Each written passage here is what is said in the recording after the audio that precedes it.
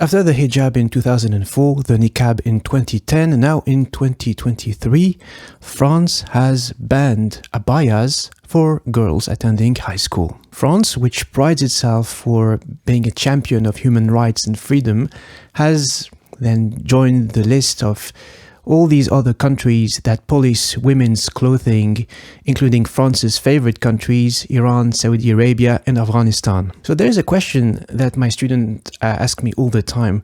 Why is that French politicians and the media specifically hate Muslims that much? And this is the topic of this video. Hello and welcome. My name is William. I am a researcher in sociology at the University of Warwick, where I research on Muslims in Europe and North America. However, I did all of my studies in France, including my PhD, where I had the opportunity to not only interview Muslims, but also people of authority, whether it is a university administration, city council, police officers, and much more. If you don't like abayas, if you don't like Muslims, if you don't like France, please leave a comment below, because any kind of comment boosts my engagement rates. So why abayas?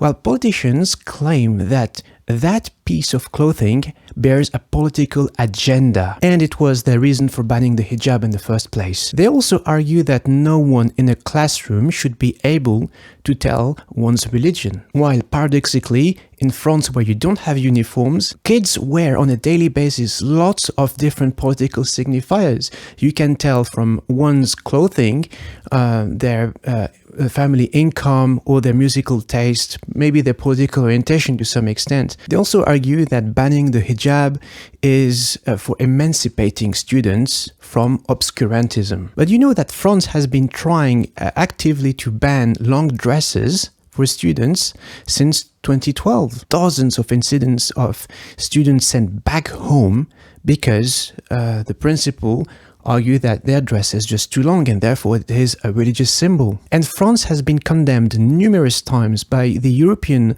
Court for Human Rights for violating basic freedoms. And what a weird thing, because abayas, they don't bear any religious significance, and it doesn't change anything for Muslims, because you may know that there is many different ways of dressing modestly and people can be very creative. Historian and sociologist Jean Baubérot calls it a form of fundamentalism. Sociologist Raphael Liogier argues that even, instead of saying it is Islamophobia, we should call it Islamoparanoia, because it doesn't make any rational sense. One should understand the historical roots of it, and at the very core of it, well, France has been generally allergic to anything to do with religion. Just Google the Crusades, the Saint Barthélemy massacre, the French Revolution, the abolition of privileges for the clergy, and the separation of the church and the state. So France has a very long history of anti-religious stances, not only directed towards Islam, but also to some branches of Christianity like Protestantism. Now people argue that it is because of French secularism.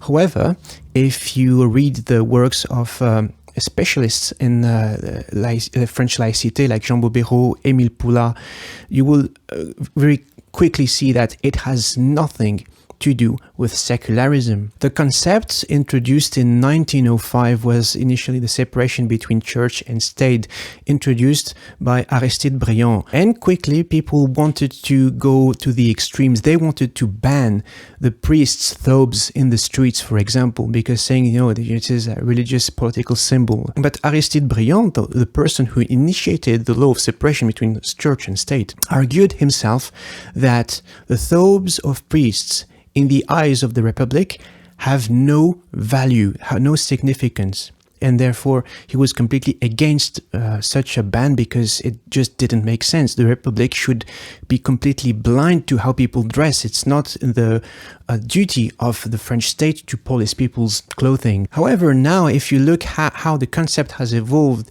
it has become as if politicians believe that exhibiting any religious characteristics in public is an act of hostility. When I interviewed people from the city council, the police, they just ask themselves, is it an act of proselytism? Are they trying to impose their religion on us?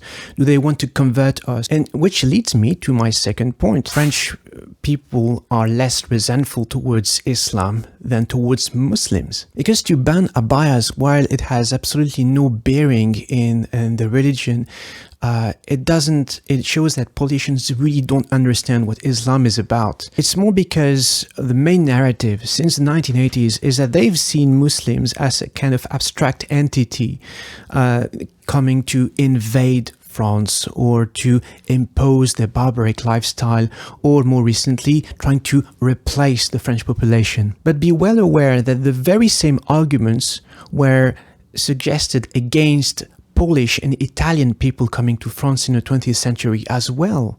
And if you look on a daily basis, lots of French people, especially living in big cities, don't have a problem with Muslims at all.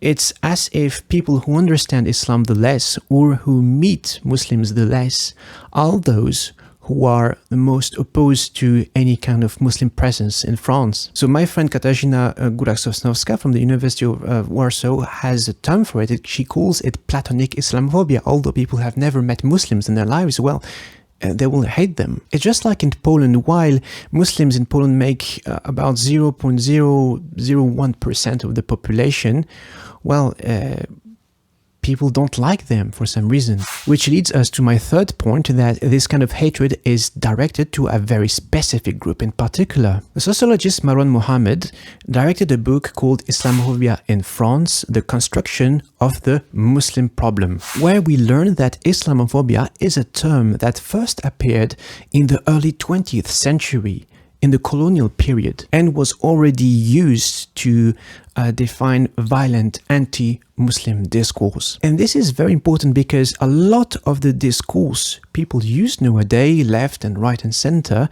comes from that very particular colonial period where Morocco, Algeria and Tunisia were French colonies. Because in France, if you ask the general population, most people don't know that most Muslims are not located in North Africa or Saudi Arabia. They don't know that the countries with the largest Muslim population are Indonesia, Pakistan, and so on. You will never notice any acts of anti-Muslim hatred towards Indonesian Muslims in France, Vietnamese Muslims in France, or even, Turks, Bosnians, and even to some extent West Africans. They suffer more from anti-black racism than Islamophobia. Because for the French collective imaginary, the Muslim is by definition North African. And also it's ironic to notice how many people in France, although they are fiercely opposed to any kind of Muslim presence or anything to do with Islam, would defend the Uyghurs, which leads us to my fourth point. It has to do with the collective imaginary idea of what is a Muslim for the French public. The problem is North Africa was French districts, part of France, just like the Paris region is a French district nowadays. And many in France are still nostalgic from this era of colonies. They romanticized what have become exotic destinations, and where people would come and do as they like. So this time of the colonies, which some people still, recall, is what we call a phantasmagorical time. It's a time of both fear and wonder. It's a time where people fear the savages, the barbarians, that must be civilized, which was one of the main missions of France, civilize Africa and in Southeast Asia. And at the same time, there's a desire for these lands of sun, these lands of flavor, or these mysterious women who hide behind their veils, and that the French must unveil. And it has a name, it's called Orientalism. But even if we go back in time, there was also something going on with the Crusades, where in the collective imaginary, France was, and just like the rest of Western Europe, was this champion of the protection of Christianity against the Muslims. In the imaginary, the Muslim was this Mediterranean being thirsty for Christian blood, and who tried to invade France and destroy Christianity. And you will still hear in far-right narratives how people fear for the destruction of France's Christian heritage, for the wanting to save Christianity and the churches, but they're not even aware that nowadays the biggest danger to Christianity in France is not Muslim, it's not Islam's. It's because more and more people are becoming agnostic or atheist. A religion as a whole, and Christianity and specifically, have less and less meaning and significance in the French daily life. Have you ever seen any of these like far-right young activists going to church and attending religiously mass every Sundays? So what I would tell them is, guys, you should look at yourselves in the mirror in the first place. And which leads us to my fifth point, is that French people are just being scammed by the elites. So where do you think this great replacement theory comes from, to be honest? With 1.2 billion of Muslims worldwide, with all the money in Saudi Arabia, with Iran and Pakistan being nuclear powers. So if it was Muslims' agenda to invade the world and replace everyone, why did they not do this yet? And if Muslims had so much money and power to change their destiny and their plight just by snapping their fingers, so why so many Muslims stay suffering in France? It doesn't make any sense. But you will notice that in France, the hatred towards Muslims is mainly directed towards those Muslims who live in council estates, the poorest and most vulnerable category of citizens. And then, as always with politics, let's ask ourselves, who then benefits from this narrative? You may also have noticed how the Gulf countries, whether it is Saudi Arabia or the Emirates, are buying up huge chunks of French historical heritage. Some of the most beautiful castles in France, or some of the most luxurious buildings in the Champs-Élysées, they are owned by Gulf money. And same for sports clubs in France. Like, who owns the main sports clubs in France? And yet, France, this champion of freedom and human rights, who in France would say anything against Saudi or the Emirates?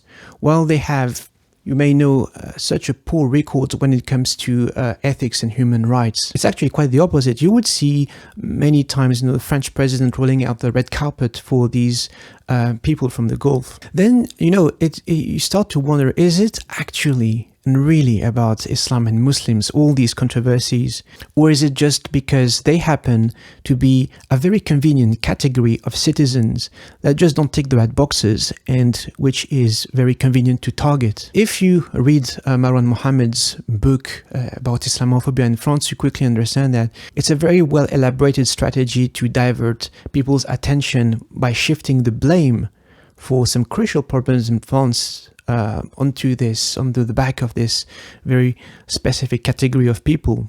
So as my sixth point, as a conclusion, well, the problem was never, as politicians say, the compatibility between Islam in France, or the compatibility of North African culture and France. Because since the times of colonization, you would notice that the majority of Muslims in France, they merge, they silently into the mass, because their priority is surviving in the first place. France have already deprived them from any kind of financial stability, media visibility, political representation.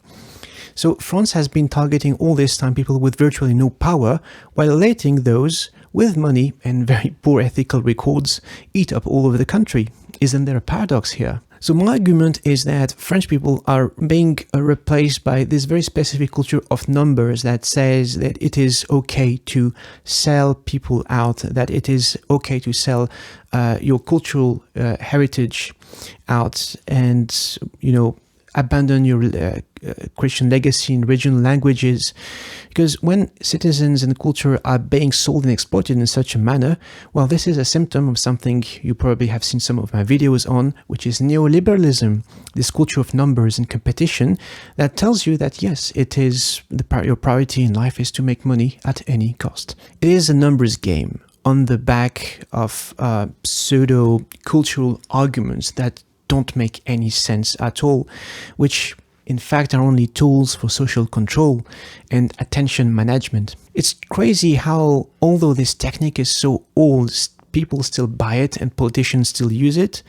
And as you can see, the far right is getting more and more popular in France, thanks to the very same old arguments. In sum, the real question is not how can French people be less racist or Islamophobic or more accepting, or on the other side of the spectrum, how can Muslims make themselves accepted, because the real question is, when will people open their eyes and realize that all these arguments and divisive narratives are just tools which are used by the rich and the powerful to fool everyone at the end of the day. Thank you very much for watching, and take care of yourselves.